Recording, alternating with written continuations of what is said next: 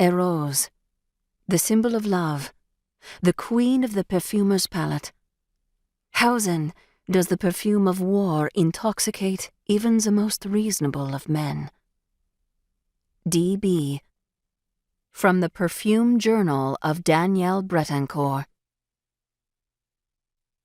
3 September, 1939. Atlantic Ocean. Danielle Bretancourt von Hoffmann braced herself against the mahogany-paneled stateroom wall, striving for balance as she flung open a brass porthole, seeking a moment of respite she knew would never be.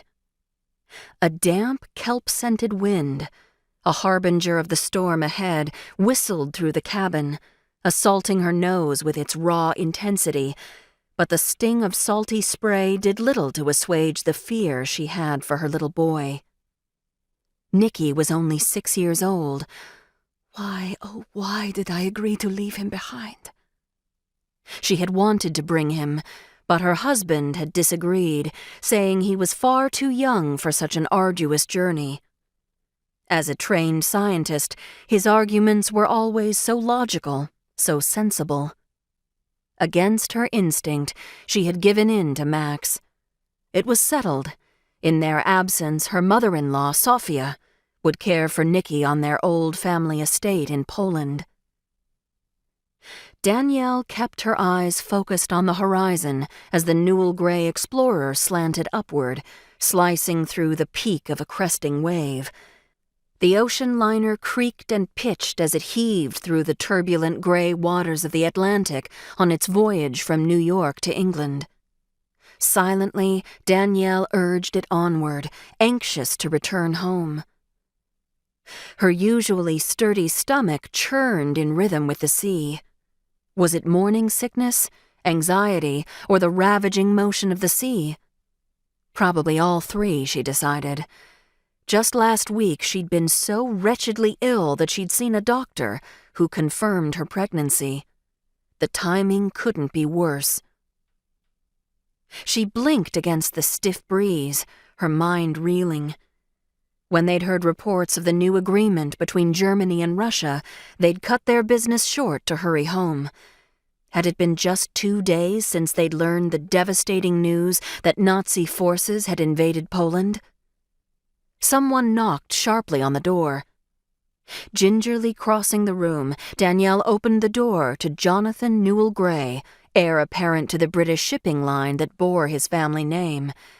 His tie hung from his collar, and his sleeves were rolled up, exposing muscular forearms taut from years of sailing. A rumpled wool jacket hung over one shoulder. Danielle and Max had met John on their outbound voyage to New York several weeks ago. They had become good friends, dining together regularly on the ship and later in the city.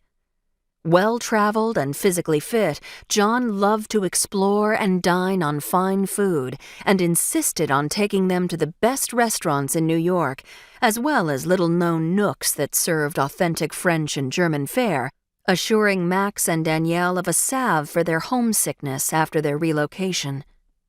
During their time in New York, Max worked tirelessly, tending to details for their pending cross-Atlantic move, so they both appreciated having a knowledgeable friend to call on for help. With his gregarious yet gracious manner, John had helped them find a good neighborhood for their family, introduced them to his banker, and even explained some of the odd American colloquialisms they couldn't understand, as they all laughed together over well-aged bottles of his favorite Bordeaux.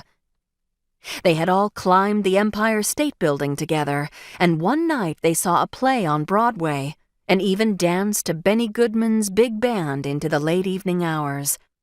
John also went to the World's Fair with them, where their crystal perfume bottles were featured in a potential business partner's display.